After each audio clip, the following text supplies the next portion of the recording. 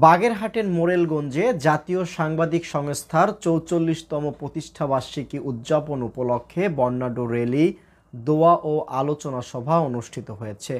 নাজমুল তালুকদারের পাঠানো তথ্য ও ভিডিওতে দেখুন বিস্তারিত। সকালে এক বর্ণাঢ্য র্যালি শহরের প্রধান সড়ক প্রদক্ষিণ করে। এরপর বিআরডিবি হল রুমে দোয়া ও আলোচনা সভা অনুষ্ঠিত হয়। সভায় সভাপতিত্ব করেন উপজেলা শাখার সভাপতি এম.এ. জলিল এবং সঞ্চালনা করেন সাংবাদিক মোহাম্মদ এখলাস শেখ। উপস্থিত ছিলেন সংগঠনের সাধারণ সম্পাদক মোহাম্মদ নাজমুল তালুকদার, সহসভাপতি এস.এম. সাইফুল কবির সহ স্থানীয় গণ্যমান্য ব্যক্তিরা। বক্তারা জাতীয় সাংবাদিক সংস্থার প্রতিষ্ঠাতা মরহুম মোহাম্মদ আলতাফ হোসেনকে স্মরণ করে বলেন, তিনি ছিলেন ন্যায় ও স্বাধীন সাংবাদিকতার এক সংগ্রামী নেতা। অনুষ্ঠান শেষে মরহুম আলতাফ হোসেনের রুহের মাগফিরাত কামনায় বিশেষ দোয়া করা হয় এবং সাংবাদিকদের অধিকার রক্ষায় তার বর্ণিত ২১ দফা কর্মসূচির লিফলেট বিতরণ করা হয়। সাংবাদিক নেতারা আশা প্রকাশ করেন, সংস্থার সদস্যরা সত্য ও ন্যায়ের পক্ষে থেকে পেশাদারিত্ব বজায় রাখবেন।